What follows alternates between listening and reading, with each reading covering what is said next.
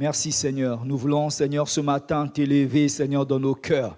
Nous voulons t'élever dans nos vies Seigneur, afin que tu prennes la première place. Seigneur, règne dans nos vies, Seigneur. Nous voulons t'écouter ce matin, Seigneur. Ta parole est la vérité. Ta parole est puissante. Ta parole est une nourriture spirituelle pour nous, Seigneur. Ce matin, Seigneur, nous voulons nous nourrir de ta parole, Seigneur. Que nos cœurs, Seigneur, soient comme des champs défrichés, prêts à recevoir la semence. Et nous voulons que ta semence tombe sur des bons cœurs, Seigneur, des cœurs préparés, des cœurs obéissants, des cœurs soumis, Seigneur Dieu de gloire. Et je ramène maintenant toute pensée captive à ton obéissance au nom puissant de Jésus-Christ. Seigneur, règne dans nos vies, parle à nos cœurs, toi qui sondes les cœurs et les reins, Seigneur. Oui, Saint-Esprit, utilise-moi ce matin, Seigneur. Parle à ton peuple. Toi qui sondes les profondeurs du Père, révèle-nous la volonté du Père ce matin. Merci, ô Dieu de gloire, que toute chair se taise ce matin et que le Saint-Esprit parle au nom puissant de Jésus-Christ. Amen. Amen. Bonjour tout le monde. Bienvenue dans la maison du Seigneur. Alléluia. Dieu est bon, n'est-ce pas? Il est amour, il est bon tout le temps. Et tout ce qu'il fait, même si ça nous fait du mal, c'est pour notre bien. C'est par amour qu'il le fait. Alléluia. Ce matin, nous allons parler de l'obéissance. C'est notre thème de ce matin. L'obéissance, pour certains, c'est un mot très simple à prononcer. Mais pour d'autres, difficile à pratiquer. Alléluia. L'obéissance, c'est un acte de foi. Parce que nous avons un Père. Nous qui étions dans le monde, nous qui étions pécheurs, Dieu nous a aimés par Jésus-Christ, son Fils. Il avait dit que Dieu a tant aimé le monde qu'il a donné Jésus-Christ, afin que tous ceux qui croient en Jésus soient sauvés, soient réconciliés avec le Père. Et nous croyons par la foi. Et c'est par cette obéissance que nous avons fait ce pas de foi vers Dieu. Donc quand Dieu te parle à travers sa parole, à travers son Saint-Esprit, c'est un acte de foi. Tu obéis à Dieu, ce Dieu que tu ne vois pas. Personne n'a jamais vu Dieu, mais c'est par la foi que nous croyons que Dieu existe. C'est par la foi que nous croyons que le sacrifice de Jésus est bénéfique pour nous aussi. Nous profitons de tout cela parce que le salut est venu par les Juifs, mais ils ont rejeté cette parole. Ils ont rejeté le Christ. Mais Dieu n'avait pas oublié les païens, nous qui étions païens. Jésus disait, j'ai encore d'autres brebis qui entendront ma voix. Alléluia, nous faisons partie de ce peuple. Donc ce matin, Dieu veut t'enseigner à travers l'obéissance. Que tu fasses à travers l'obéissance ce pas de foi. Quand Dieu te parle, que tu avances, que tu dises, me voici Seigneur. Oui Seigneur, je veux marcher selon ta parole. Alléluia. Et nous allons voir quelques exemples dans la Bible des personnes qui ont marché selon la foi. Des personnes qui ont obéi à Dieu. Nous allons voir les bénéfices, les bénédictions que ça peut nous apporter. Nous allons commencer par l'histoire d'Abraham. Lisons dans Genèse chapitre 12. Genèse chapitre 12 à partir du verset 1.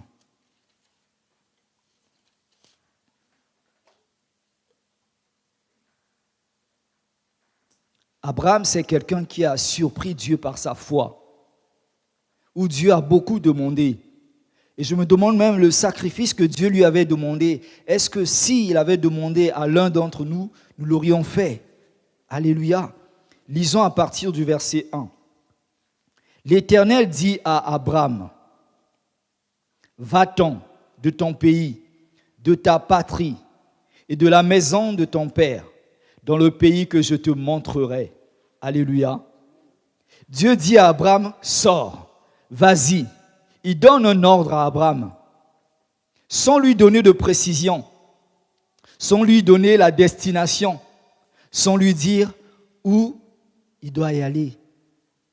Vous savez, nous, humainement, quand on te dit sors, va au supermarché, tu vas te poser la question, mais qu'est-ce que je vais acheter? Va au centre-ville, mais qu'est-ce que je vais aller faire? C'est ça l'obéissance, c'est un acte de foi. Il ne sait pas où il va, mais il sort, il obéit. Il dit, vas-y, sors. Je ferai de toi une grande nation. Il dit d'abord, dans le pays que je te montrerai. Donc, il ne le montre pas de suite, mais dit, je te montrerai. Alléluia. Au verset 2, il dit, je ferai de toi une grande nation et je te bénirai. Je rendrai ton nom grand et tu seras une source de bénédiction. Je bénirai ceux qui te béniront et je maudirai ceux qui te maudiront. Et toutes les familles de la terre seront bénies en toi. Verset 4, Abraham partit, comme l'Éternel le lui avait dit, et Lot partit avec lui. Abraham était âgé de 75 ans lorsqu'il sortit de Canaan, de Charan. Amen. Voilà Dieu qui parle à Abraham, qui dit à Abraham, là où tu es, ce n'est pas ma volonté. Je te veux quelque part. Mais il faut que tu fasses le pas. Il faut que tu abandonnes toutes choses. Il faut que tu quittes là où tu es. Tu quittes ton pays. Tu quittes ta famille. Tu quittes tes amis, tes proches. J'ai besoin de toi quelque part. Et Abraham connaissait Dieu. Il faut avoir une certaine intimité avec Dieu pour avoir ce degré de foi. Il n'y a que Dieu qui peut produire cela en nous. La Bible dit que Abraham partit. Il a obéi au Seigneur. Donc, c'est la foi. À cause de la foi, nous pouvons obéir sans se poser des questions. Sans se dire, mais qu'est-ce qui se passera après? Mais j'ai bâti une maison. Dieu me demande de quitter Tours ou de quitter la France, aller en Afrique, aux États-Unis. Qu'est-ce que je vais faire? J'ai mis en place des projets, j'ai des entreprises ici. Pourquoi Dieu me demande de quitter toutes ces choses? Dieu sait, bien-aimé. La Bible dit, l'homme a ses projets. Nous formons tous des projets, mais ce sont les desseins de Dieu qui s'accomplissent dans notre vie. Amen. Quand tu n'associes pas Dieu à tes projets, ne sois pas surpris que Dieu te demande de faire autre chose. Alléluia. Qui soit en ligne avec les projets que tu as établis. Mais obéis et tu verras la gloire de Dieu. Alléluia. Et Dieu lui dit, après, je te montrerai la destination. Donc, c'est un acte de foi. Quand Dieu te parle et te demande d'obéir à sa parole, de pratiquer la parole, ne te pose pas la question de savoir comment. Le comment appartient à Dieu. Dieu ne peut pas nous demander quelque chose qui soit au-delà de nos moyens, de nos capacités, de notre force. Si Dieu te demande de marcher dans la sanctification, c'est que tu es capable. Alléluia. Les gens vont dire que oui, la chair est faible, mais l'esprit est bien disposé parce que l'esprit de Dieu habite en toi.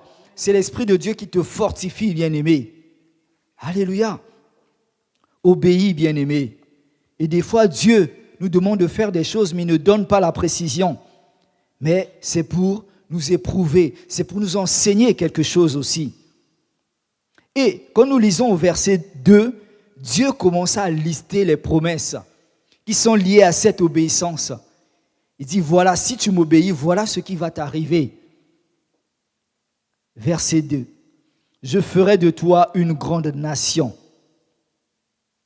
et je te bénirai. Alléluia. Je ferai de toi une grande nation et je te bénirai. Dieu commence à parler de la multiplication de la vie d'Abraham. Il dit, voilà, quand tu obéis à ma parole, je vais multiplier les bénédictions dans ta vie. Il y aura les bénédictions en abondance. Parce que la Bible dit, Dieu dit, mets-moi à l'épreuve. Et tu verras si je n'ouvre pas pour toi les écluses des cieux. Si je ne déverse pas pour toi les bénédictions en abondance.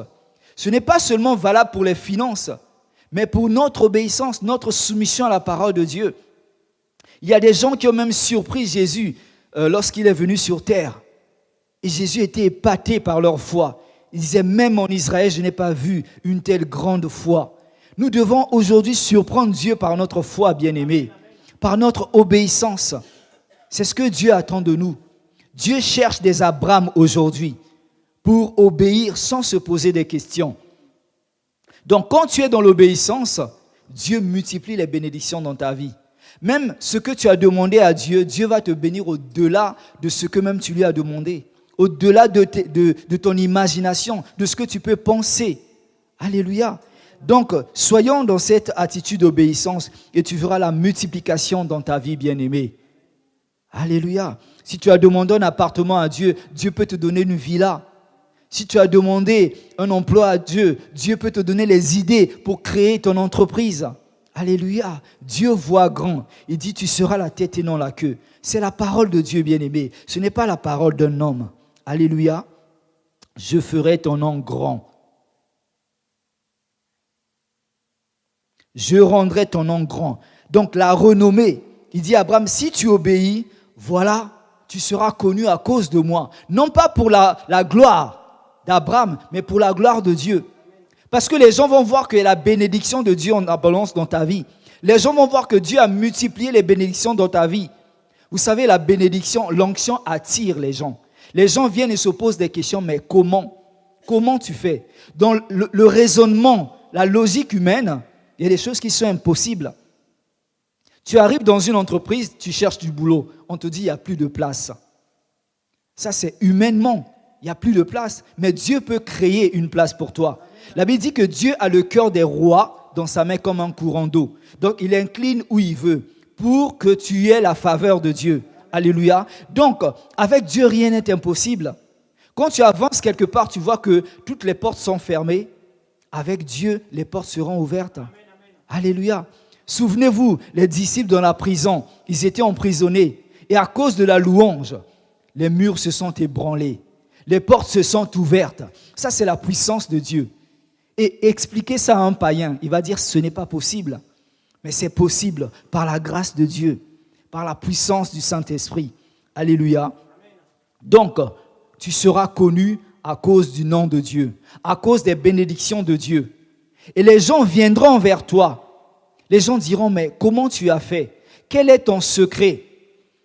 Et à ce moment-là, ça sera l'occasion pour toi de parler de Dieu, d'annoncer la bonne nouvelle de Dieu, pour dire voilà l'intimité avec Dieu, l'obéissance à Dieu, la soumission à Dieu. Voilà, quand tu te soumets à Dieu, voilà les bénédictions que ça procure.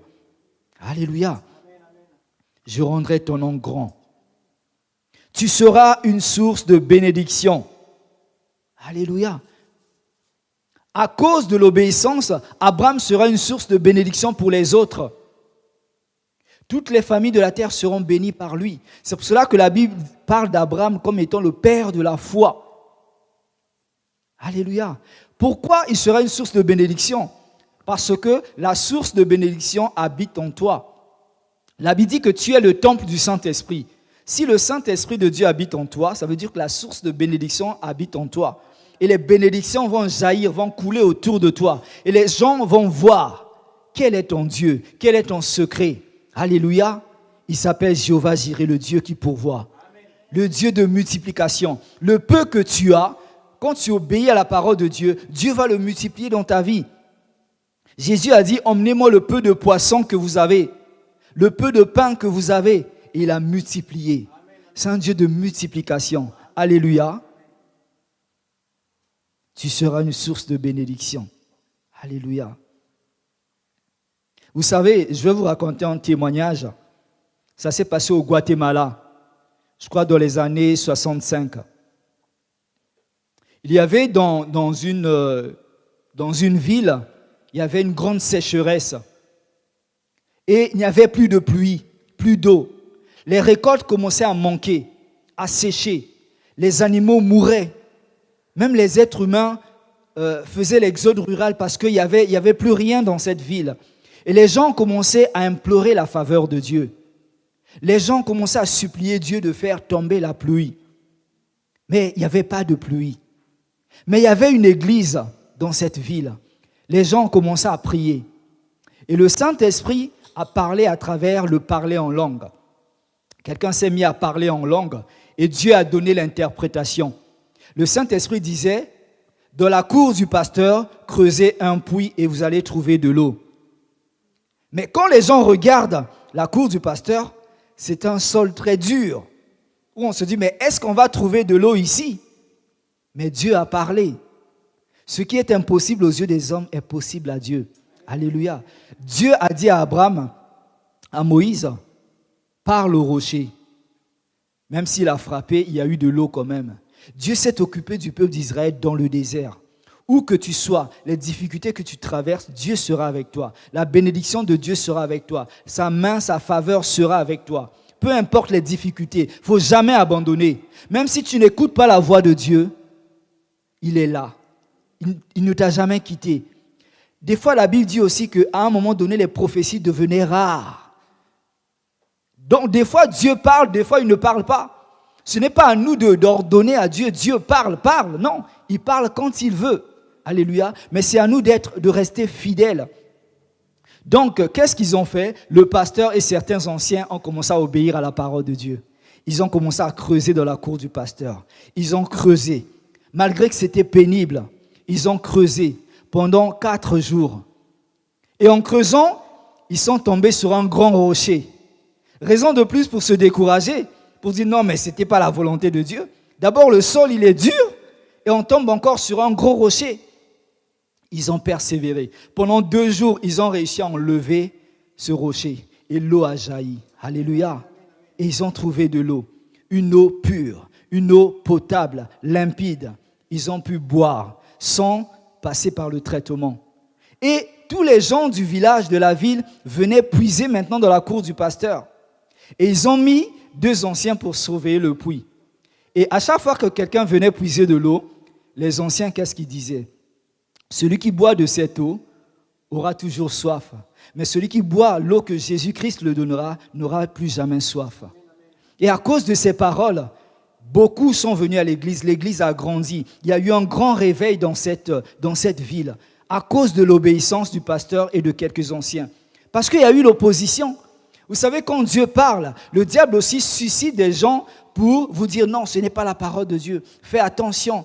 Ils veulent semer le doute dans ta pensée, dans ton esprit. Alléluia. Quand tu es sûr que c'est Dieu qui t'a parlé, il faut obéir, bien-aimé, sans se poser des questions. Alléluia. Il dit au verset 3, « Je bénirai ceux qui te béniront et je maudirai ceux qui te maudiront. » Alléluia. Donc là, il promet aussi la sécurité à Abraham. Ça veut dire, si tu marches dans l'obéissance, Dieu prend soin de toi. Ceux qui vont te bénir, Dieu va les bénir. Ceux qui vont te chercher des histoires, de créer des histoires, ceux qui vont te maudire, Dieu aussi va s'occuper d'eux. Ne cherche pas à faire justice toi-même, bien-aimé. Si tu es persécuté, si tu es insulté, laisse Dieu faire. Il dit, à moi la vengeance, à moi la rétribution. Alléluia. C'est un Dieu de vengeance aussi. Il est amour. Mais quand il se fâche, alléluia, personne ne peut l'arrêter. Quand il ouvre une porte, personne ne peut la fermer. Et quand il ferme, personne ne peut l'ouvrir. Donc si tu marches dans l'obéissance, ceux qui vont te créer des histoires auront des problèmes avec Dieu. Souvenez-vous de Saul, avant qu'il devienne Paul. Jésus lui a dit, « Saul, Saul, pourquoi me persécutes-tu » Alléluia. Et pourtant, il n'a jamais persécuté Jésus. Lui persécutait les disciples de Jésus. Puisque la Bible dit, si je vis, ce n'est plus moi qui vis, c'est Christ qui vit en moi. Donc, si Christ vit en toi, si tu es persécuté, c'est Christ qui est persécuté en toi. Et cette personne aura des problèmes avec Jésus. Alléluia. C'est pour ça qu'il a dit, pourquoi me persécutes-tu? L'église que tu persécutes, c'est Jésus que tu persécutes. Alléluia. Donc, si les gens te cherchent des histoires, ils auront des problèmes avec Dieu. Ne fais pas justice toi-même, bien-aimé. Laisse les gens parler de toi. Laisse les gens te calomnier. Toi, marche selon la parole de Dieu. Des fois, c'est le malin qui suscite ces personnes pour t'éloigner de la parole de Dieu, pour t'inciter à pécher aussi, à déclarer des paroles négatives. Mais reste conforme à la parole de Dieu et les bénédictions de Dieu seront avec toi. Dieu t'assure la protection, Dieu t'assure la sécurité. Lorsque nous marchons dans l'obéissance, Dieu est avec nous.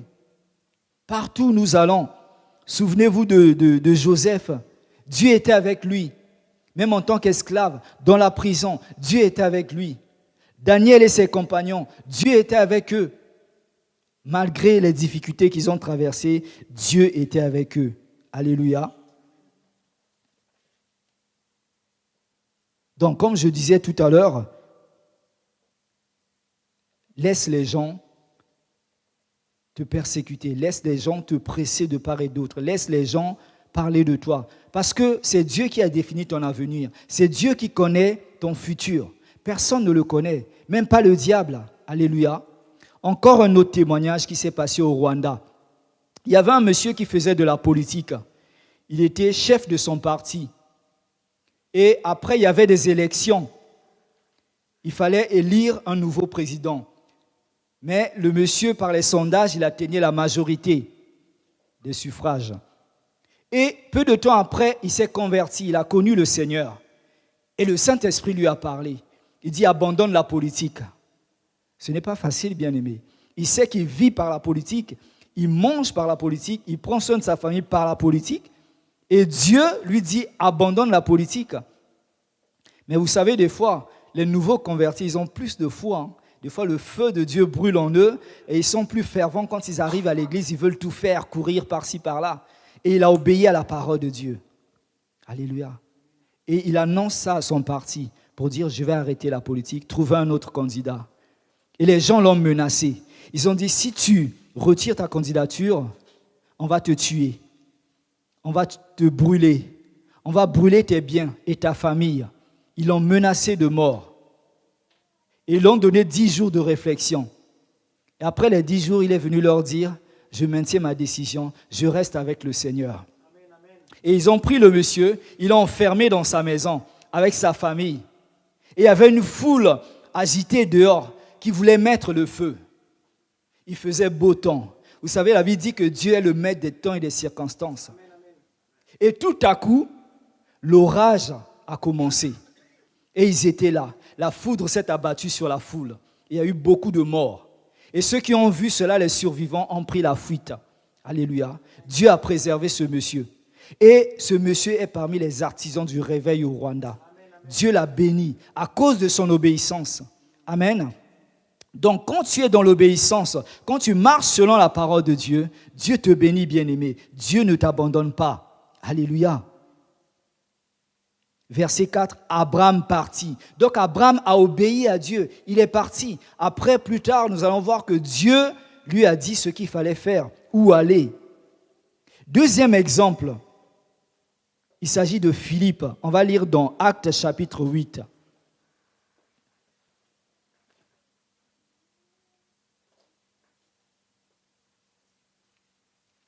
Actes chapitre 8, verset 26.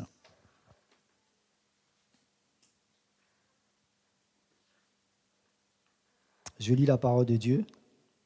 Un ange du Seigneur s'adressant à Philippe lui dit, « Lève-toi et va du côté du Midi, sur le chemin qui descend de Jérusalem à Gaza, celui qui est désert. » Il se leva et partit, et voici un Éthiopien, un eunuque, ministre de Candace, reine d'Éthiopie, et surintendant de tous ses trésors, venu à Jérusalem pour adorer, s'en retournait. Assis sur son char, et lisait le prophète Ésaïe. L'Esprit dit à Philippe, « Avance et approche-toi de ce char. » Philippe accourut et entendit l'Éthiopien qui lisait le prophète Ésaïe. Il lui dit, « Comprends-tu ce que tu lis ?» Il répondit, « Comment le pourrais-je si quelqu'un ne me guide ?» Et il invita Philippe à monter et s'asseoir avec lui. Je vais m'arrêter là. Donc voilà encore un deuxième exemple d'obéissance. Le Saint-Esprit qui dit à Philippe, « Lève-toi et va. » Des fois, Dieu nous parle, nous demande de faire les choses immédiatement. Des fois, Dieu te dira, bon, prépare-toi parce que je vais te demander quelque chose. Tu le feras dans les jours à venir. Mais des fois, Dieu te dit, fais-le immédiatement. Et là, il faut obéir. Alléluia. Et ça demande aussi de la foi. Tu es en train de manger, tu n'as pas fini ton repas, Dieu te dit, lève-toi. Tu dors chez toi, à 2h du matin, Dieu te dit, lève-toi, va au centre-ville. Va prier en langue, va intercéder pour la ville de Tours. Et il faut obéir. C'est maintenant qu'il faut se lever. Et Philippe a obéi. Alléluia. Donc là, nous voyons, il s'est levé maintenant. Donc, Dieu a commencé à donner les détails de la mission. Contrairement à Abraham, où Dieu a dit, sors, vas-y, et je te dirai ce que tu vas faire. Je te dirai où tu iras. Mais là, Dieu a donné les précisions à Philippe. Vous savez, Dieu, des fois, c'est un Dieu de détails, un Dieu de précision. Alléluia. Dieu, des fois, il connaît notre vie mieux que nous-mêmes. Quand Dieu te demande de faire quelque chose, il faut obéir, bien-aimé, sans se poser des questions. Il a donné les détails à Philippe. Le lieu de la mission. Et Philippe a obéi immédiatement. Philippe n'a pas posé de questions. Vous savez, il y a certaines personnes, quand Dieu les parle, les gens veulent négocier. Les gens veulent dire, mais Seigneur, comment je vais faire? On pose souvent des questions, genre, pourquoi à Dieu? Où? Et comment? Ça, c'est à Dieu, ce n'est pas à nous, bien-aimés. Toi, ton problème, c'est d'obéir à la parole de Dieu. Toi, ton problème, c'est de marcher selon la parole de Dieu. De dire, oui, Seigneur, me voici, je vais obéir à ta parole. Ne cherche pas à poser des questions. Oui, comment je vais faire, Seigneur, ceci, cela et tout. Dieu te dit, donne une offrande de 1 000 € à l'église. Mais Seigneur, et mon loyer, qu'est-ce que je vais faire? Dieu a dit. Il y a des gens qui ont été bénis. L'argent sort de nulle part. Quelqu'un vient te bénir comme ça. Tu ne t'attendais pas à ça, mais c'est la faveur de Dieu. Il faut obéir, bien-aimé. Quand Dieu te met à cœur, vous savez, Dieu parle tantôt d'une manière, tantôt d'une autre. Dieu, quand il te parle, il faut obéir. Alléluia. Donc ne pose pas les questions à Dieu. Et Dieu, quand il t'envoie, Dieu, quand il te parle à travers son Saint-Esprit, il donne la provision. Dieu ne pourra jamais te demander de faire les choses où humainement tu es incapable de le faire. Non, il donne la provision, il donne la grâce, il donne l'onction nécessaire. S'il te dit, va prier pour telle personne, toi tu regardes la maladie de la personne, tu commences à réfléchir, mais c'est un cas grave. Est-ce que c'est toi qui guéris ou c'est Dieu qui guérit? Tu n'es qu'un canal, bien-aimé. Obéis, fais le pas de foi et c'est Dieu qui va faire. Alléluia. Un jour, il y avait un couple qui était sur l'autoroute. Ils étaient fatigués. Ils partaient, je crois qu'ils rentraient chez eux. Mais le Saint-Esprit leur a dit de faire un détour pour aller prier pour une personne. Mais humainement, ils n'avaient pas à cœur de le faire. Mais comme c'était des personnes matures dans la foi, ils ont obéi. Ils ont fait le détour, ils sont allés vite fait, ils ont prié pour la personne. Et Dieu a guéri. Après, ils ont repris le chemin. Et quand Dieu a guéri, le père n'était pas chrétien, il a donné sa vie à Jésus. Vous voyez, à cause de l'obéissance. Alléluia. Ce n'est pas toi qui fais, mais c'est Dieu qui fait. Donc Dieu te donnera la provision. Ne t'inquiète pas. Il a même dit à Moïse, je serai avec toi. Va voir le Pharaon. Dis-lui de libérer mon peuple. Et il a tremblé. Le grand Pharaon, alléluia. Dieu est au-dessus de toute autorité. Alléluia. Obéis à la parole de Dieu bien-aimé. On va lire dans 2 Rois chapitre 5.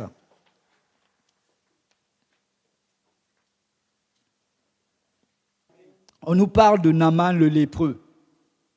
Lui qui avait la lèpre, il était quelqu'un d'influent. Mais ce qui lui dérangeait, c'était la lèpre. Et on lui a parlé d'un serviteur de Dieu. On a dit, voilà quelqu'un que Dieu utilise avec puissance. Va le voir en Israël et certainement il te guérira. Il est allé, comme quelqu'un qui ne connaît pas Dieu, il a emmené des présents et tout. Mais lui, il avait sa philosophie, son raisonnement dans la tête.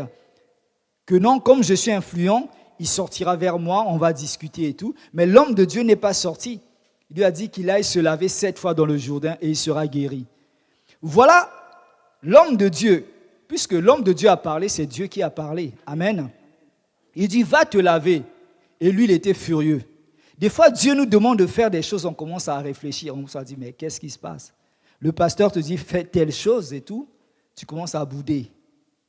Ah non, mais qu'est-ce qu'il me demande là? Non, non, non. Moi, je ne peux pas nettoyer les toilettes de l'église. Ah, moi, je ne peux pas passer le balai à l'église. Tu veux passer directement ici? Alléluia. Commence plus bas.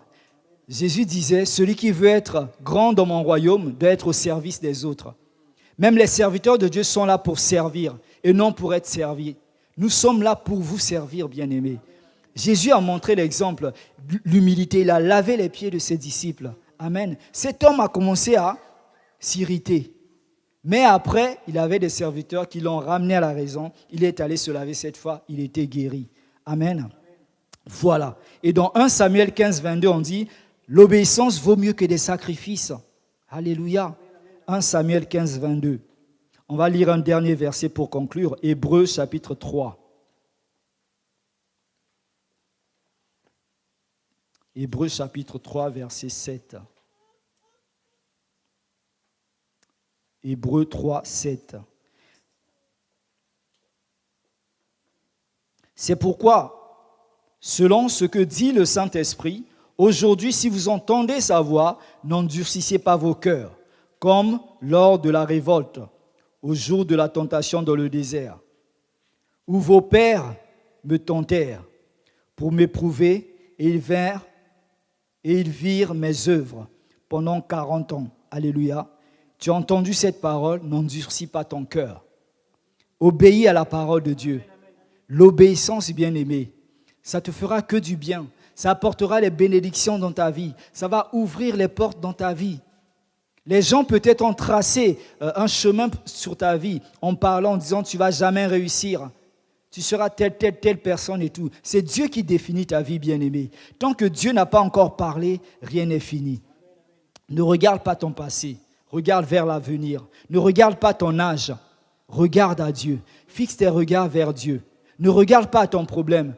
Quand tu regardes ton problème, tu lui accordes de l'importance. Mais quand tu ignores ton problème, tu regardes à Dieu, celui qui est plus grand que ton problème, et tu verras la gloire de Dieu. Amen. Que Dieu vous bénisse. Prions le Seigneur. Alléluia. Seigneur, merci pour ta grâce. Merci pour ta parole, Seigneur, qui est la vérité. Merci pour ta parole, Seigneur, qui nous enseigne, ô Dieu. Seigneur, tu nous as encore appris l'obéissance, Seigneur, ce matin. Seigneur, les bienfaits que l'obéissance peut nous apporter, Seigneur. Oui, nous voulons être, Seigneur, de l'au-delà des Abraham ce matin, Seigneur. Sans se poser des questions, nous voulons te dire, me voici.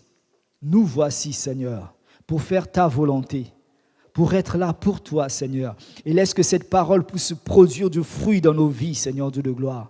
Que la gloire et l'honneur te reviennent, Seigneur.